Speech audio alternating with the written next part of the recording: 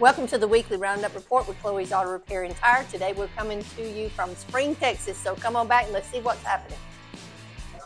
What are you guys working on this morning? Okay, we have a 2007 BMW X5 here. We're going over our free road ready inspection as the customer's getting ready to go on the road trip.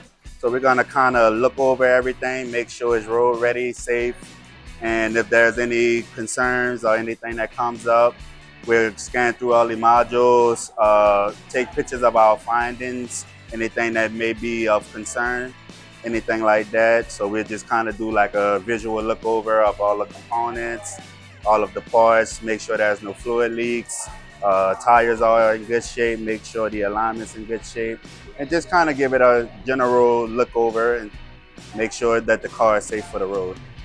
Great. Today we're wrapping up in Texas with Brian Gillis. Hey, thanks for joining us this week. Come see us right here at the corner of 99 and Gosling. Don't forget to give us a follow and a like. We look forward to seeing you in person. Thank you.